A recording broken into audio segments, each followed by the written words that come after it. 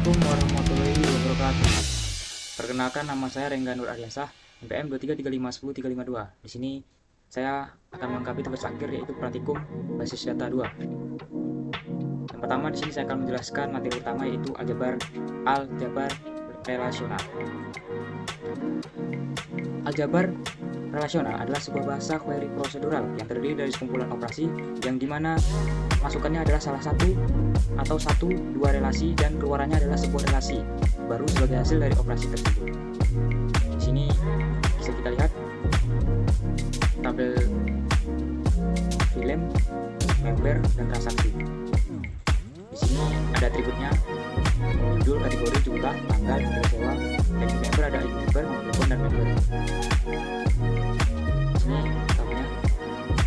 Sini kita lihat contoh aljabar relasional dan query SQL. Itu query-nya itu select nomor transaksi, yaitu kita ingin memilih nomor transaksi, ID member, dan tanggal sewa, biaya sewa. Itu dari tabel transaksi yang di atas. Ini. Lalu muncullah outputnya, yaitu nomor transaksi 001 dan 002. Terdapat dua kolom. Lanjut, selanjutnya yaitu query select, yaitu dari tabel transaksi yang berisi KD film, ID member, dan di tabel transaksi kita mengambil biaya sewa dari tabel transaksi tadi. Where transaksi, yaitu KD film, kita ingin mengambil kode film yaitu FM001. Lalu maka akan muncul kode filmnya yaitu 001, itu di membernya M01 dengan biaya sewa 5. Bisa kita lihat seperti tabel transaksi atas. Jadi yang hanya ditampilkan dari film, ID member, dan biaya sewa saja. Kemudian selanjutnya yaitu materinya yaitu ERD, yaitu kepanjangan dari Entity Relationship dan Diagram atau ERD. ERD itu adalah sebuah gambar atau diagram yang digunakan untuk menggambarkan hubungan antara entitas objek dalam sebuah database. Jadi ERD ini berbentuk sebuah gambar yang dimana gambar tersebut berfungsi untuk menampilkan hubungan-hubungan antara tabel satu dengan tabel yang lainnya. Lalu dalam ERD, entitas direpresentasikan sebagai kotak dengan atribut-atribut yang terkait dengan entitas tersebut.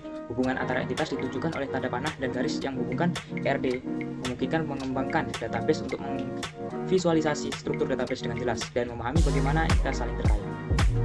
Bisa kita lihat sini ada beberapa simbol.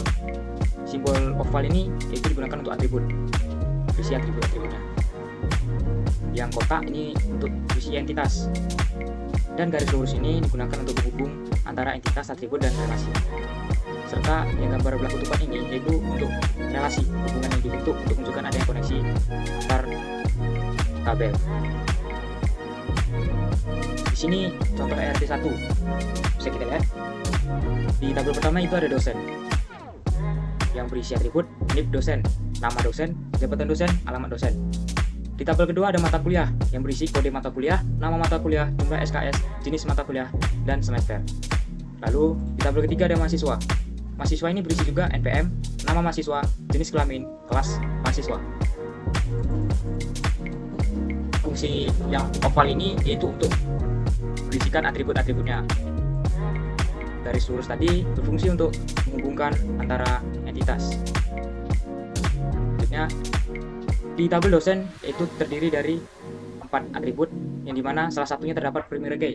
Primary key-nya itu yaitu NIP dosen, karena NIP dosen itu unik, tidak semuanya sama. Di mata kuliah juga terdapat primary key, yaitu kode mata kuliah, karena kode mata kuliahnya unik, yaitu unik, tidak semua kode mata kuliahnya sama. Jadi sebagai pembeda antara kode mata kuliah satu dengan kode mata kuliah yang lain. Selanjutnya mahasiswa juga terdapat primary key-nya, yaitu primary key NPM, karena NPM mahasiswa masing-masing angkanya berbeda atau unit. Di sini terdapat hubungan atau relasinya, yaitu dosen mengajar mata kuliah, sedangkan mata kuliah diambil oleh mahasiswa. Hubungannya itu dosen dengan mata kuliah one to many, yang berarti satu dosen bisa mengambil mata kuliah. Sebaliknya, banyak mata kuliah bisa diambil satu dosen, hanya bisa diambil satu dosen. Gitu. Lalu hubungan mata kuliah dengan mahasiswa yaitu many to many. banyak mata kuliah bisa diambil oleh banyak mahasiswa, sedangkan banyak mahasiswa bisa mengambil banyaknya mata kuliah. Begitulah fungsi RD, yaitu untuk menampilkan tabel supaya kita tahu hubungan-hubungannya antara tabel satu dengan tabel yang lain. Selanjutnya kita akan lanjut ke materi, yaitu view, rollback, serta commit. Yang pertama yaitu view. View merupakan salah satu bentuk representasi data yang dapat dibuat dan melibatkan data yang ada pada suatu beberapa tabel. Dengan dibuatnya view, maka dimungkinkan hanya bagian tertentu dalam satu tabel yang akan muncul. Contoh ini %D tanggal 1 sampai 31, contoh implementasinya. Selanjutnya yaitu commit. Apa itu commit? Yaitu commit itu perintah yang digunakan untuk menyimpan transaksi secara permanen di dalam sebuah database. Itu fungsi commit. Lalu kapan perintah commit kita butuhkan atau kita gunakan? Yaitu dalam sebuah rangkaian data operasi, jika ada satu lebih operasi mengalami kegagalan, maka kita akan mengembalikan seperti ke bentuk semula. Jika tidak ada kesalahan, maka rangkaian pernyataan akan di-commit untuk menyimpan transaksi secara permanen. Jadi jika tidak ada salah dalam sebuah isi database tersebut, maka kita akan melakukan pernyataan commit untuk menyimpan transaksi tersebut. Itu ada keuntungan menggunakan commit, itu konsistensi, memastikan bahwa semua perubahan dalam transaksi hanya akan disimpan jika semua operasi berhasil. Lalu kontrol, serta lalu mengakhiri transaksi dengan commit menyimpan semua perubahan yang terjadi dalam transaksi. Selanjutnya itu rollback.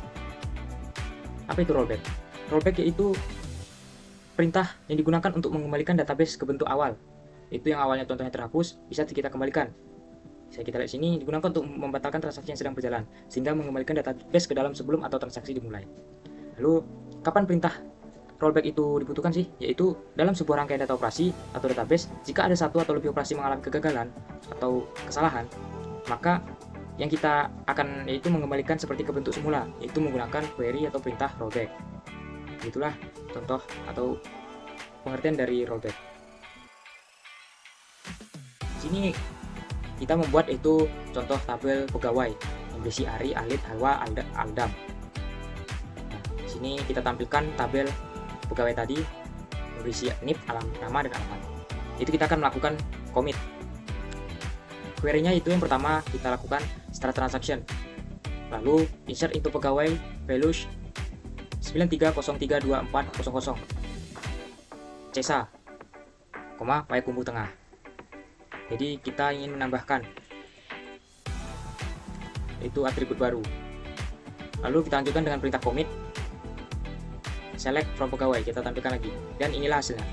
Itu yang awalnya tadi hanya berisi 4, sekarang bertambah menjadi 5 yang berisi nama CESA dari payakumbuh tengah. Itulah pengimplementasian yaitu commit. Dan sinilah commit untuk menyimpan transaksi secara permanen.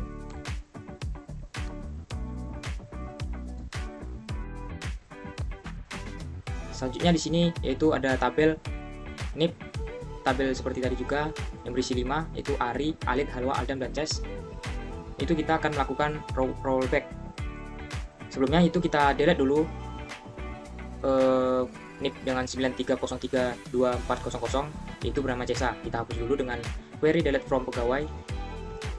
Ini hasilnya, itu hanya tinggal 4 seperti semula. CESA-nya sudah hilang. Dengan begitu kita masukkan query rollback. Kita masukkan lagi select from pelanggan. Select from pegawai. Di sini maka yang kita hapus tadi yaitu bernama CESA, di sini kembali lagi bergabung menjadi yang awalnya.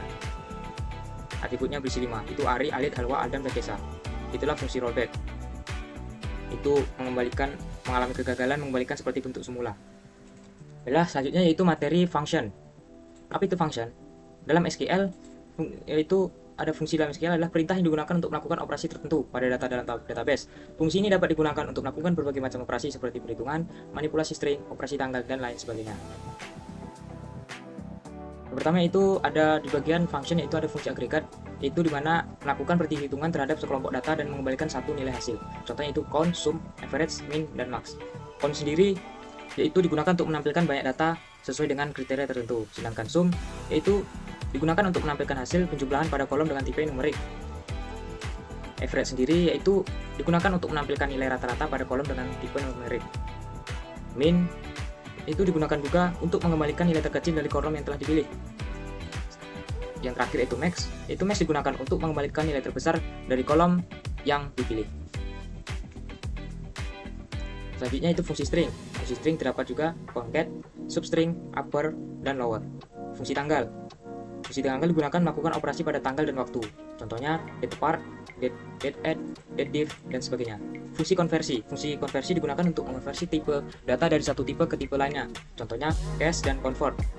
Lalu fungsi logika. Fungsi logika digunakan untuk mengevaluasi ekspresi logika dan mengembalikan hasil berdasarkan kebenaran ekspresi tersebut. Contohnya fungsi if, case when, dan sebagainya. Selanjutnya materi yaitu trigger. Apa itu trigger? Trigger dalam SQL adalah objek database yang dapat diaktifkan atau dipicu oleh suatu peristiwa tertentu yang terjadi pada tabel, seperti penambahan, pembaruan, dan penghapusan. Itu ada terdapat trigger DML, itu data manipulation language, dan trigger DML, DDL, data definition language. Yang DML sendiri itu dipicu oleh peristiwa DML seperti insert, update, dan delete. Dalam SQL, pemicu dalam SQL tersebut adalah objek database yang berisi kode SQL yang secara otomatis dijalankan ketika peristiwa database tertentu terjadi. Dengan kata lain, pemicu basis data dipicu oleh peristiwa tertentu. Selanjutnya itu di bagian DDL dipicu oleh peristiwa DDL seperti perubahan struktur tabel. Contoh trigger yaitu yang pertama membuat database akademik. Di sini menggunakan pertama create database akademik. Kita masukkan mahasiswa, name, nama, alamat. Lalu kita insert mahasiswa itu yang berisi nama, name, alamat.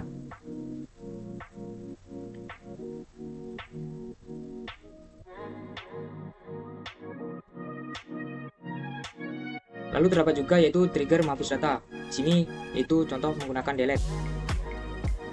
Create trigger hapus data mahasiswa, after delete on mahasiswa, insert into log mahasiswa, dan delete from mahasiswa, where name 21351987. Di sini itu ingin menghapus data mahasiswa yang bername di bagian ini. Selanjutnya yaitu storage procedural dalam SQL. Apa sih store procedure? Yaitu kumpulan perintah SQL yang telah didefinisikan dan disimpan dalam database, sehingga kode tersebut dapat digunakan kembali berulang kali. Storage procedure memungkinkan Anda dapat untuk mengelompokkan serangkaian perintah SQL menjadi satu unit logis yang dapat dieksekusi dengan satu panggilan ke database.